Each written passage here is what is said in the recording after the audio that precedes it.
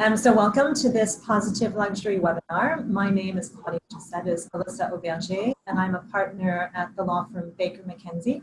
I'm based in our Paris office, and I also am the global chair of our consumer goods and retail industry group. So, and I'm joined today, as Claudia said, by Christie Constantine, who is the global director of sustainability at Baker McKenzie. Hi, and really nice to be with you today. So our webinar is called Making It Real. And so for the next 20 or so minutes, what we'd like to do is talk to you a little bit about what we're seeing from a legal perspective in the sustainability space. We'd also like to talk a little bit about what our clients' sustainability journey has been like, what we're seeing there. And then finally to share a little bit about our own sustainability journey at Baker McKenzie. Now, I understand we have quite a diverse range of people who are tuned into the webinar today. So for some of you, this topic will be one that you're fairly familiar with.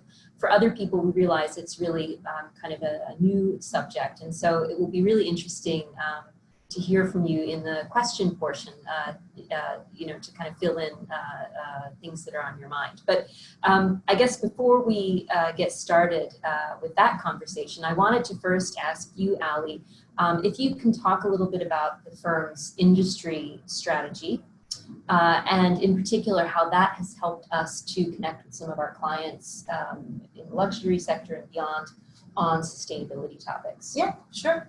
So what we discovered over the years of working with our clients is that in most law firms, you find good and great lawyers. And at Baker McKenzie, you obviously also find good and great lawyers. But what we sensed was that a lot of lawyers were not necessarily looking at the business issues that their clients were facing. So they were looking at the legal issues, but they were maybe not looking at the business holistically to help their clients understand what the trends they were seeing in the business were going to have in terms of down the line legal consequences. So we decided to create the industry group strategy to sort of give us that business lens and add that business lens to our practice. So just for example, the kinds of things that we would read is we would read the Positive Luxury Predictions Report, which came out this morning, 2020 version, and we would take a look at it and we would look at the issues, and then sort of use our legal background to say what are the legal issues we think are going to arise given what we know about the trends that experts in the sector, so some consultancies and other organizations, what are the trends that we think are going to be coming up from a legal perspective in response to those trends. So I don't think this is going to come to a surprise as to anybody in the audience, but what we started seeing particularly in the consumer goods sector and notably in the luxury space was this notion of the new consumer. And the new consumer was one that was vocal and that was ready to put pressure on brands to make sure that they were producing sustainable goods and that they were respecting the rights of the people and entities in the supply chain, and that they were basically walking the walk and not just talking the talk. So I think there was a real move to consumers wanting to share values with the brands they were buying, and they were prepared to potentially pay more to purchase a sustainable product, and they were also very willing to boycott or refuse to buy a product from a brand that they didn't feel actually responded to their own values. And if you maybe just, what this consumer means by sustainable is something that is traceable, natural, made in a transparent manner, and one where you can see with clarity the entire supply chain. And so you're not getting yourselves into a non-ethical or a risky environment. And I think just maybe one more word on this new consumer is that, these are typically millennials or Gen Z, and they're also part of the employee population. And I think there are studies that show that people are willing, millennials notably, to take a pay cut to work for a sustainable company. So I think that's really something that, even though it sounds self-evident, it's an employee retention tool and something that's actually quite interesting for a company to do. So I don't want to give you a course in all of the laws on the planet, but when we first started picking up on the demand, there was actually very little hard law around in this space. And that's evolving, because I'll give you a few examples, and the one that comes to mind immediately in London is the UK Modern Slavery Act, but there's also the French Duty of Vigilance Law, There's the Dodd-Frank Complex Minerals rules. There's California, even though that's not a country, Transparency and Supply Chains Act, the Brazil Clean Energy. I mean, I could go on. And you're even seeing this notion of corporate purpose arising. And the raison d'être, as we would say in the French droit pacte, is something that companies are also taking a look at. And then you've got, together with that, a movement in the EU directive of 2014 that required companies as of 2018 to also do a statement of reporting on non-financial performance, where sustainability is actually one of the things that companies need to report on. So you've got that, and then you've got some voluntary standards such as GRI or SASB, and you might want to talk to that later. But I just want to touch on this corporate purpose notion, which was quite interesting because the Business Roundtable, which you know is a nonprofit made up of the CEOs, so not entities, but CEOs of US corporations, came out last August, and they basically came out and said, you know, a company is not only, its only stakeholder is not for financial return. It needs to take into consideration and give a return to all of its stakeholders. And when it says all of its stakeholders, it really means its customers, its suppliers, having ethical practices, looking out for its employees. It's as broad as saying it needs to foster diversity and inclusion in hiring practices, fair wages, training and education. I mean, it goes on, but basically it goes back to this notion that it is no longer just a pure financial return. You need to give back to the communities you're in and to the people that are part of that community, whether it's your employees or in your supply chain. And I think what is interesting about that is we were really starting to see this kind of dovetail of a consumer demanding more, and the corporations themselves actually also saying we need to define ourselves in a way that's not purely financial return. And then you started seeing sector bodies such as Walpole here in the UK, which also started setting out ambition for the sector and saying that, you know, they just published their sustainability manifesto for British luxury. I mean, and it's really, really important. And then you couple that with some activist investors, and you start getting this real tapestry all kind of converging, and making that, in fact, the more progress you make on sustainability in your organization, the better it is for business. So I think it kind of has come full circle, and we're no longer just talking about a very narrow definition of sustainability, we're looking at a very broad definition of sustainability. Yeah, it's really interesting because what you've described, there's a lot of moving pieces. There's a lot for companies to be thinking about and stay on top of. Again, the diversity of people who in different roles who are joining the webinar today. I think businesses at all levels are really starting to take sustainability much more seriously.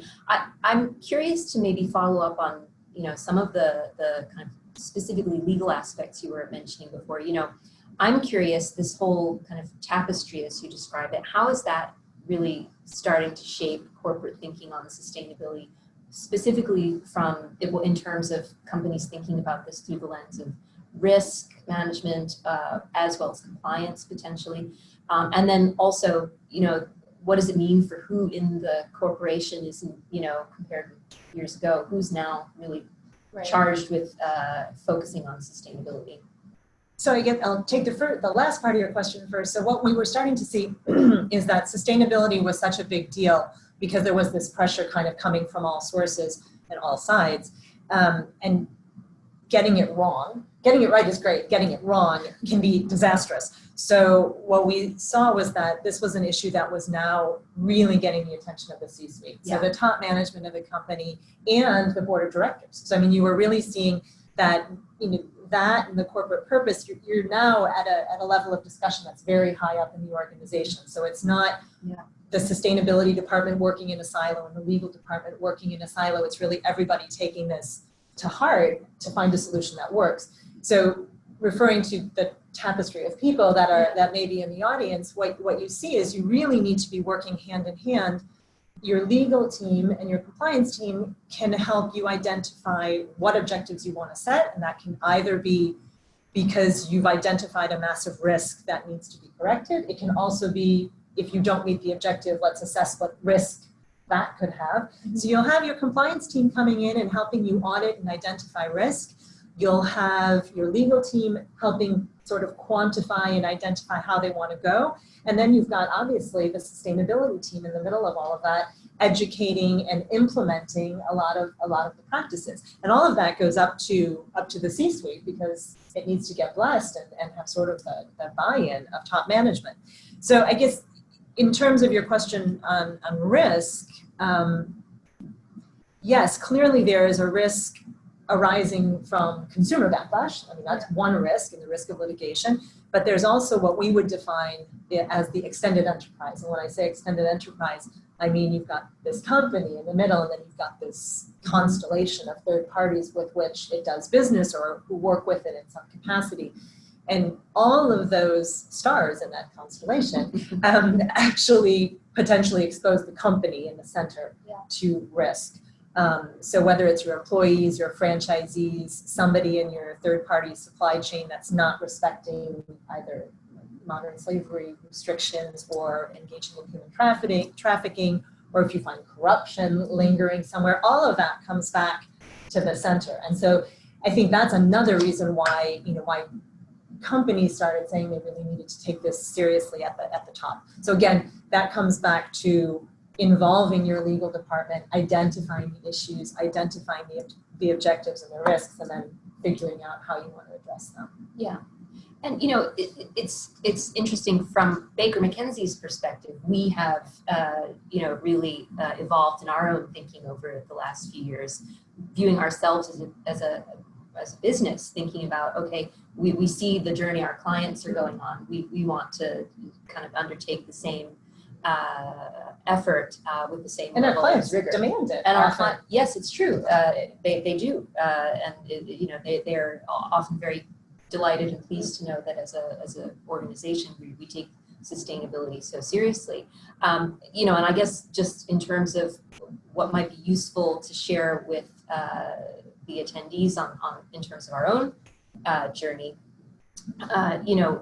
for us, the UN Global Compact and the Sustainable Development Goals have been really helpful framework, kind of a North Star for our own efforts. You mentioned quite a few what you could call material business issues in describing what the trends you're seeing. For us, we really wanted to also focus our sustainability efforts on what are material issues for our business. So we did something called the materiality assessment, which some of the people in the webinar today may be familiar with. But essentially, it's an exercise in engaging your stakeholders to not only develop your sustainability strategy kind of in a silo or bubble inside your business, but to really be thinking about, okay, what are our responsibilities throughout our value chain and throughout the different stakeholders that we interact with. So we actually consulted about 1,500 stakeholders last year to identify and then prioritize our material environmental, social, and governance issues as a business. So for a law firm, like many professional services, for us, diversity and inclusion and inequality, well-being of our people, business ethics, climate change, these are things that kind of came up very important. And then we took a step further and we actually mapped all of our material business issues to the Sustainable Development Goals so that we could pick a few of the Sustainable Development Goals where we felt we had a material link or a link to our material issues and where we felt we could actually have an impact. And I guess, you hear this term journey used a lot. I used it before when talking about sustainability. It's cliche, but it is really true because you can't start out doing everything. You really have to build it incrementally. And for us, it was really important that we could, and I think this could apply to the work of a lot of people on the webinar. You really have to take the time to make it credible. That you really have to go through the kind of level of rigor and consultation to build that strategy. When you're like any brand owner, when you put out sustainability objectives or a strategy, you're putting yourself under greater scrutiny. And so you really need to make sure that what you're doing is thought through and credible and that you have the buy-in of the business. So I guess my final sort of words of wisdom potentially to people who are just starting out on the journey is really don't try and tackle everything at once. Identify your issues, but also prioritize. And lastly, and very importantly, make it transparent. You've got to be transparent about it.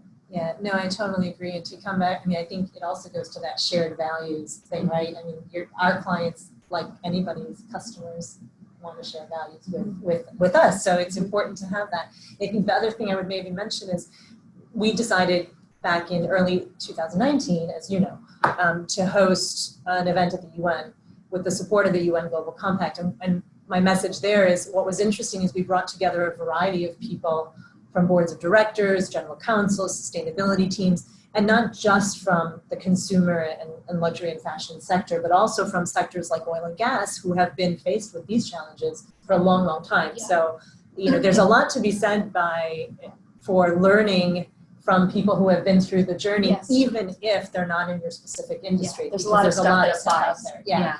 And it doesn't sound like oil and gas should have anything to do with luxury, but in fact, no, it actually does. Yeah. So I don't know. I mean, the one thing that also struck me as you were speaking is just the ability with which consumers can call people out and NGOs can call people out. And as you said, you have to be transparent because you open yourself up as a target immediately if you can be aspirational and you can set a very high standard, but if for whatever reason you can't meet it, you're just better off to say, this is what we've done. We haven't abandoned, but we haven't reached where we wanted to reach. And I think that's particularly important as we're seeing, notably in the US, but I think it'll be a global phenomenon. A lot of brands under scrutiny for use of terms like natural or organic or using sort of impressive terms to talk about their ethical standards with a pure and sole objective, which is to induce consumer purchase and buying whatever, but without having anything behind it. And that no longer works because there are too many people out there that have too many tools available to them and they will not be quiet. So not only will you have a potential social media or crisis, but you will also have a potential litigation on your hands. So again, I know I'm a broken record, but keeping the general counsel in line with the sustainability teams and the marketing teams, and we don't necessarily think of that, but all of those teams need to be working together so that messaging can be met and appropriately reported on. Yeah. No, I think that's incredibly practical and helpful. We've talked a lot about risk today, but I know we're running kind of near to where we're going to start to answer questions, but maybe I can pose one more quick question of you, which is the flip side of sustainability. So yes, there's a whole risk management aspect, but also for a lot of companies, especially in the luxury sector, it's really being seen as a driver of innovation and new market opportunities. So maybe you could take a minute to just address that. I mean, I think it's this audience knows very well that luxury products are by definition unique and rare. And I think that now also includes ethical and sustainable and the way production is sourced, the rarity of an ingredient or a raw material, the artisan craftsmanship, the limited production run, all of that is something that makes a product luxury. And innovation helps us in that because we'll have things like blockchain, just to take a simple example, that will allow you to not only identify to the consumer the provenance of a product, but potentially defend yourself. But that's not there are also fun technologies. There's, pretty much everything in your circular economy is driven by innovation and technology. So whether it's new dye or ways of recycling fabric to be reused in a different purpose, destruction of waste, even though we wouldn't necessarily think of it in the traditional term of waste, all of that is enabled by technology. So I think innovation is really exciting in this sector. Yeah, that's great. So we have a few minutes left, and I think we wanted to take a few questions.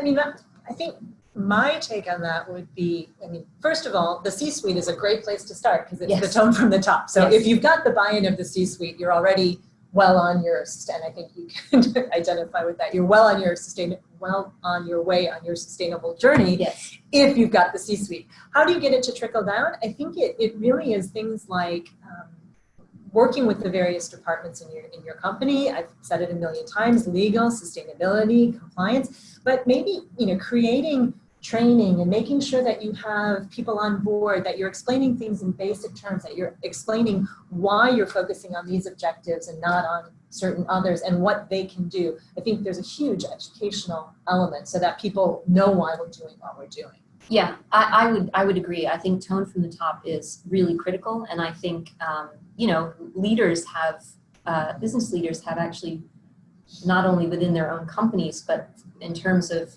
moving this dialogue forward in the public discourse, have been just game changing. Having the U.S. coming out of the Paris Climate Accords, but U.S. CEOs saying we're still in.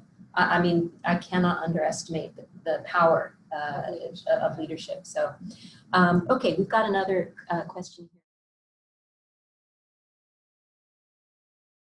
I think I would kind of maybe highlight some of the things we've already talked about, which, again, goes back to tone from the top being super important, but also about different parts of the business coming together around the shared objective. So if you're just a sustainability team that's siloed, you're going to have limited impact in the business. But if you're working with the legal team, with the R&D team, with the marketing team, with your HR team, kind of together across the business, I think that's really the kind of starting place for really embedding sustainability.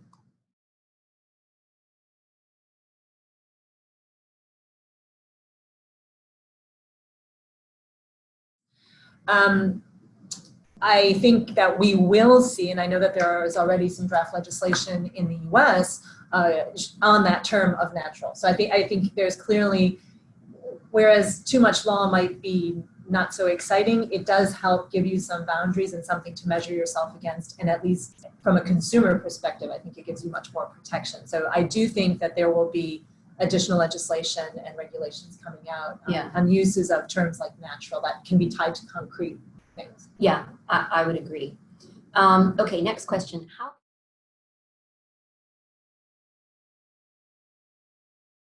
objectives?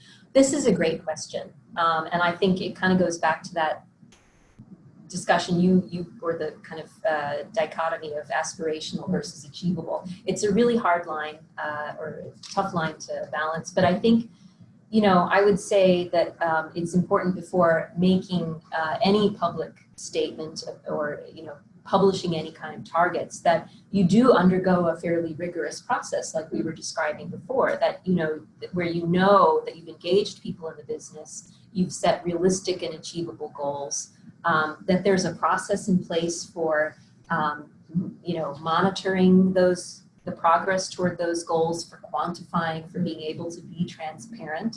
And I think also, again, this is where the legal department and the compliance team can be a really valuable thought partner for you if you're coming at it from the perspective of the sustainability team, trying to put some of these measures in place. But I also think, you were talking before about extended enterprise and all the kind of controls and that you can put in, and risk assessment that you can put in place, to try and address issues in the supply chain. I don't know if you want to touch on that. That is the exact concept of the extended enterprise, is these third parties that can, I would hate to say derail your objectives, but can certainly create a big chunk of liability for you. I think there's a two-way street. There's first off, your compliance, you already mentioned, your compliance team is key because they're going to be able to go in and help you audit all along your supply chain and identify where your big risk areas are. Yeah. So I think that's obviously the first, your risk assessment, identify, do an audit, and then you need to come back and remember it's a two-way street, because remember that whole business roundtable is you also need to be dealing with your suppliers ethically. So I think it's not just a top-down or a one-way, we're imposing all these conditions on you in our contract. First of all, that's not sufficient, because nobody can just say, well, I have a contract. You have to prove that you've enforced your contract. But you also have to engage in the other direction and be a good business partner. So I don't know if that totally answers the question, but that clearly, you need to have a dialogue with your third parties. Yeah.